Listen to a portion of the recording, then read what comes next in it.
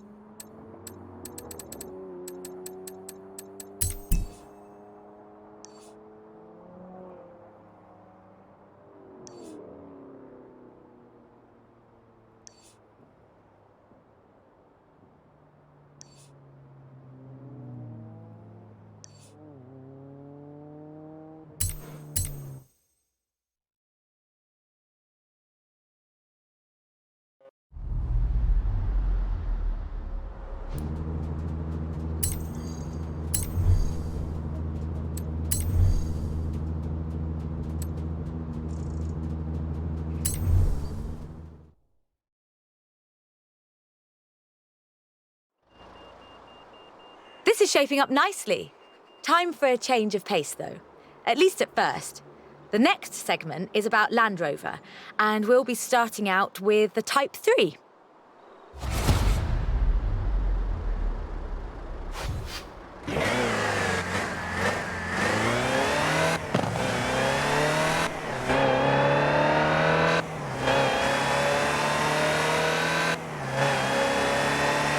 Land Rover, the British sports utility vehicle.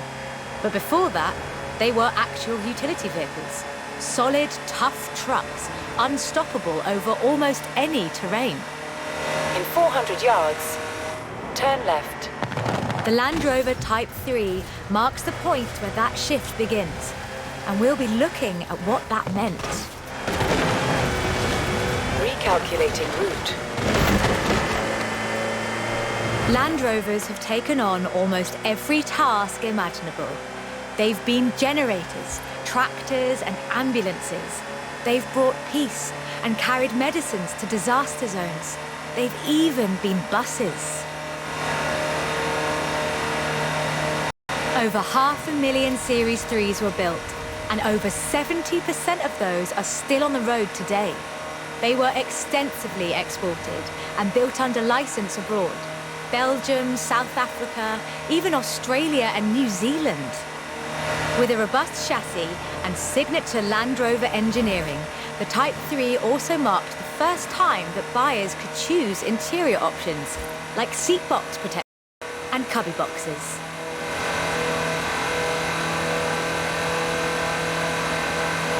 That trend continued, and by 1982, Land Rover were offering the county spec Type 3.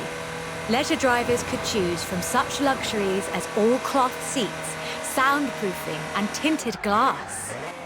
The trend was increasingly clear, and the future of the Land Rover was starting to take shape. If you squinted, you could already see the shape of the first sports utility vehicle, the Range Rover.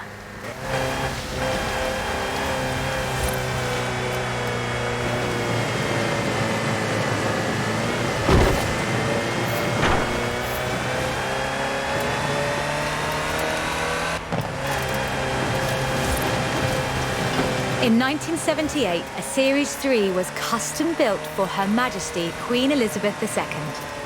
It only had 1,892 miles on the clock when it was auctioned into private hands. And it was in perfect condition. It would be. After all, she trained as a mechanic in the 1940s and will likely remain the only royal able to strip and rebuild an engine. 200 yards, you will arrive at your destination.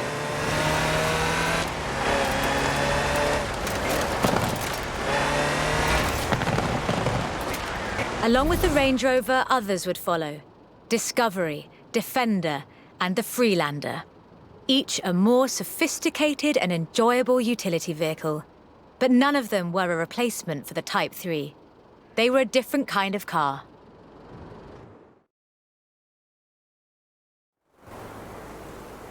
The Type 3 was arguably the first sports utility vehicle, an evolution of the design that would lead ultimately to this. The Bowler Nemesis, an off-road racing vehicle that turned into a production SUV, the Nemesis EXR. It sports a turbocharged 5-litre Land Rover Jaguar engine, crammed into a carbon fibre chassis with integral roll cage. It even has the grille, headlights, and rear lights from a Range Rover.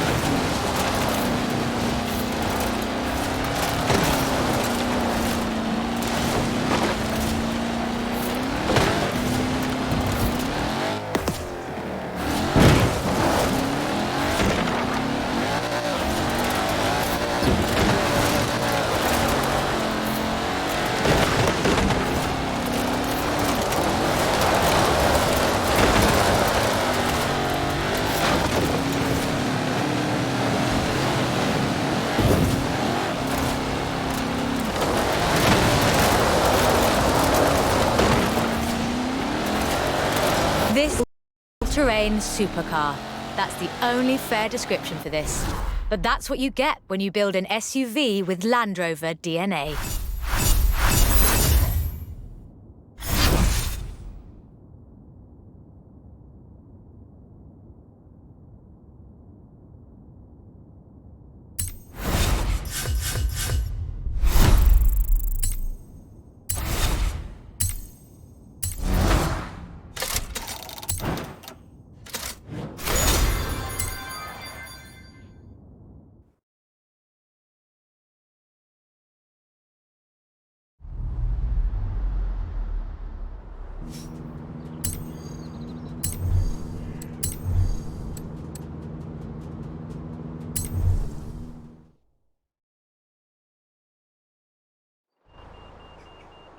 hope you're enjoying yourself. I know I am. It's great to be able to just focus on telling the story while someone else handles the driving for once. Let's get to the next one. This time, it's Lotus.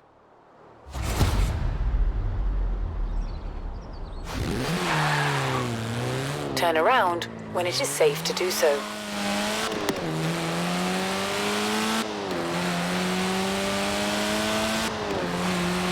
Lotus Engineering Limited began as many stories in British engineering do, in an old barn. The first Lotus cars were offered as kits. You built them yourself.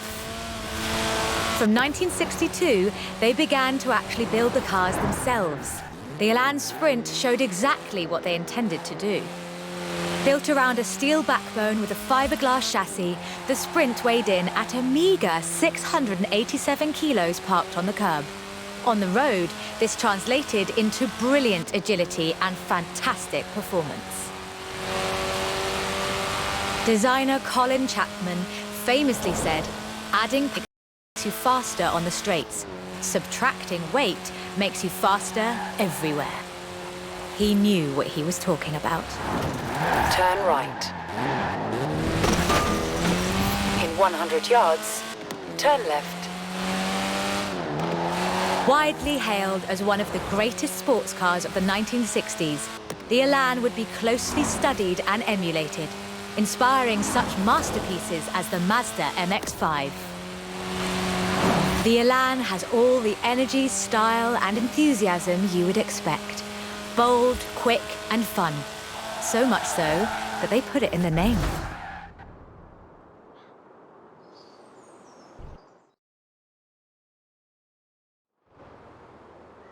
The Elan Sprint was a financial engineering success for Lotus, validating their approach to design and resulting in a whole family of light, agile roadsters.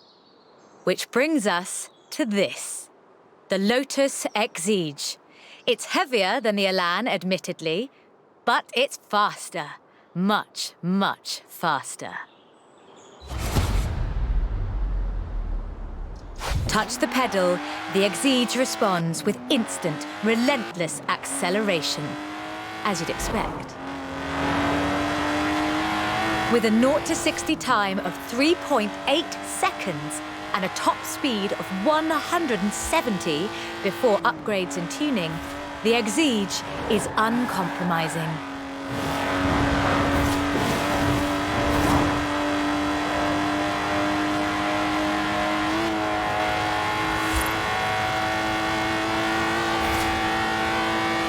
And there's no power steering, so you can really feel the road. A genuinely thrilling drive, and one that isn't afraid to demand you take it seriously. In 200 yards, turn left.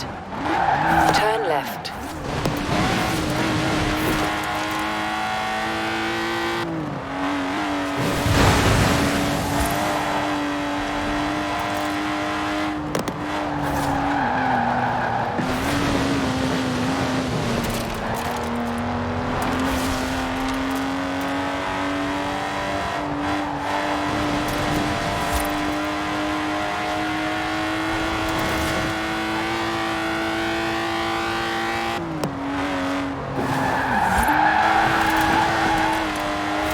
In 400 yards, you will arrive at your destination.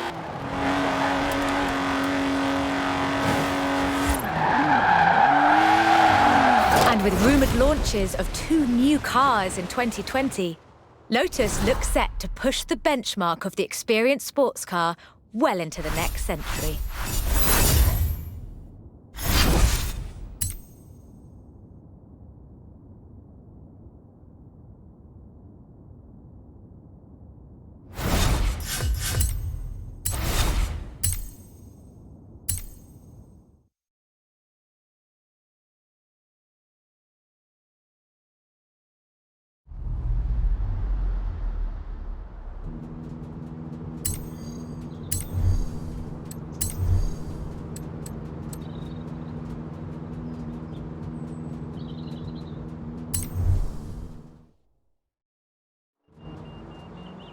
Done much rallying?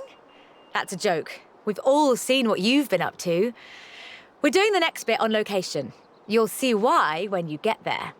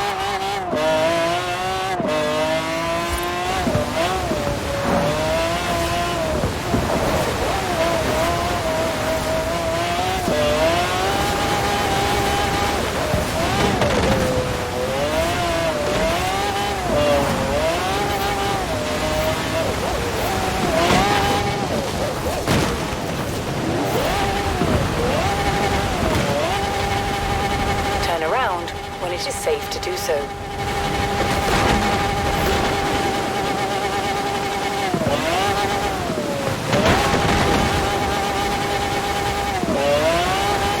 400 yards, you will arrive at your destination.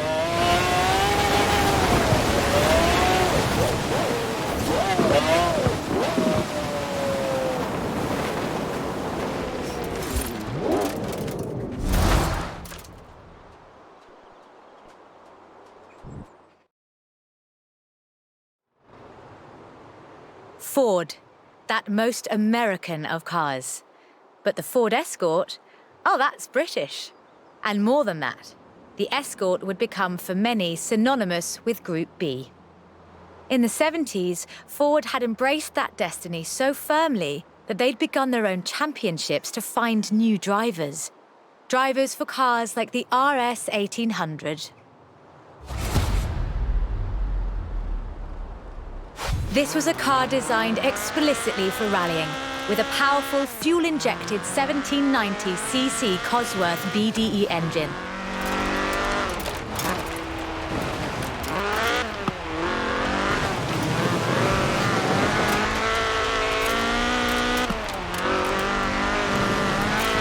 Homologation rules required that all cars entered into the Group be production, so Ford built 200 of them.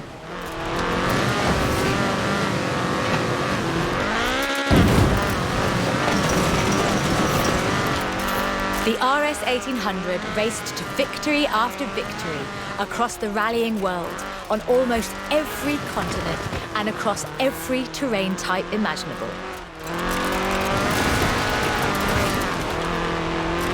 This car was basically unbeatable.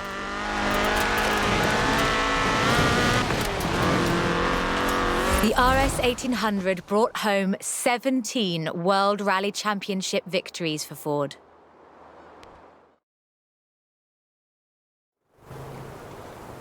So, of course, Ford set out to design a better one. The RS 200 Evolution was their answer. A purpose-built rally car designed to do one thing: win Group B.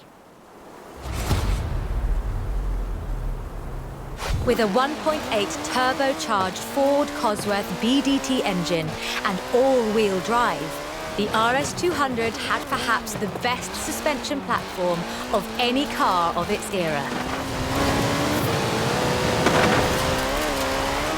The chassis was fiberglass from Reliant, and the massive Ford parts bin was raided to give the car that iconic look.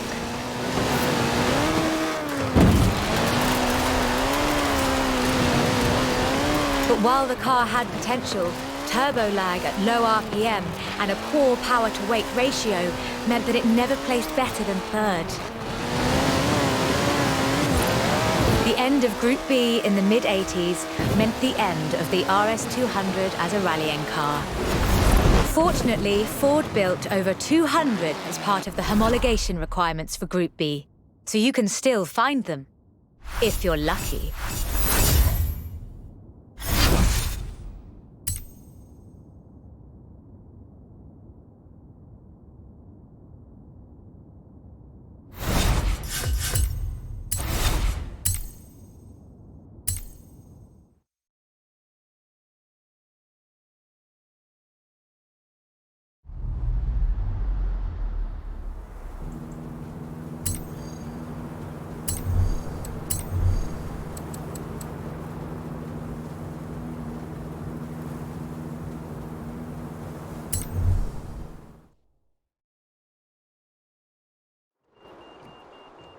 You know, I really like this car.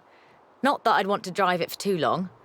Squeeze yourself in there and let's see just how fast you can make it go.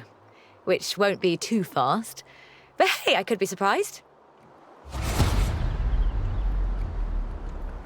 The Peel P50 has the dubious honour of being the smallest production car in the world. A one-door microcar coupe, featuring a 42cc air-cooled engine capable of a heinous 38 miles an hour. And a handle so you can pick it up and carry it with you when you get to work. And keep in mind that this is the production version. The prototype had the single wheel at the front.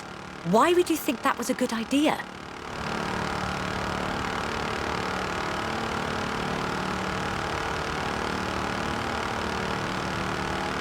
In 2010, though, production restarted at Sutton in Ashfield.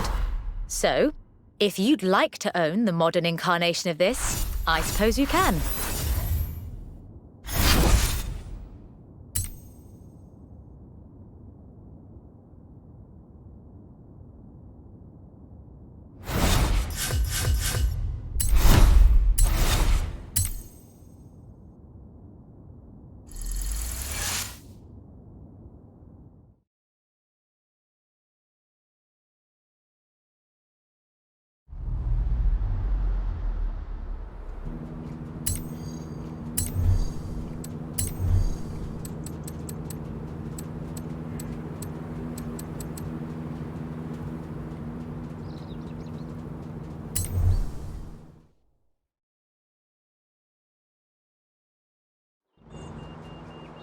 Hey there!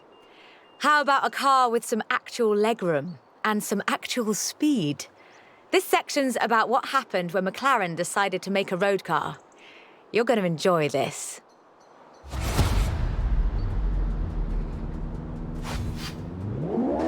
The track and the road have very different requirements. For McLaren, that was a challenge they were more than willing to embrace. In 1988, they set out to create the finest sports car the world has ever seen. By 1993, they had achieved their goal, and the honestly fantastic F1 was the result. 106 would be built across all variants, and it remains one of the very best road cars ever made. The F1 has no turbocharger. That would have compromised the driving experience, increased complexity, and resulted in turbo lag. The F1 is a naturally aspirated supercar, one of the fastest in the world, in fact. Everything about this car is innovative, from the carbon fibre monocoque to the central driver position. McLaren threw the book away when they designed the F1. Then they wrote a better one. The F1's monocoque chassis is incredibly lightweight, only 100 kilos all told, which posed a significant challenge because carbon fibre and fiberglass aren't great insulators. So, McLaren lined the entire engine compartment with gold. In 1998, the F1 prototype set the world record for fastest production car, a record that would stand for 2 decades until the Koenigsegg CCR claimed the crown.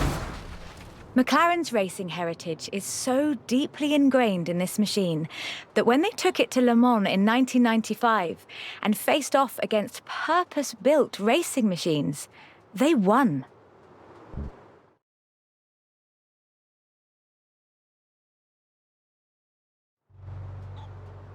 So, with something like the F1 to live up to, where do you go next? Well, you throw the book away again and write an even better one. The result is the McLaren P1, a hybrid electric sports car that stands head and shoulders above the F1. The P1 GTR will hit 60 miles an hour in 2.4 seconds. That's 0.7 seconds faster than the F1. That's an eternity for a supercar.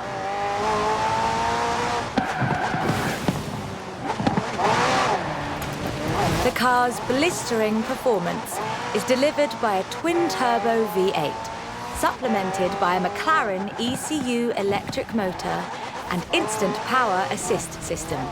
And they do mean instant.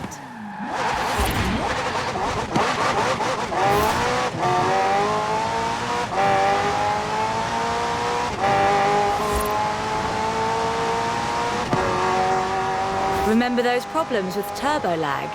McLaren solved that with the hybrid drive. While the turbos build pressure, the electric motor drives the wheels. No turbo lag, just torque. And because it's a hybrid, it has an all-electric range. Running on batteries alone, that's 6.2 miles. A bit more if you're going downhill.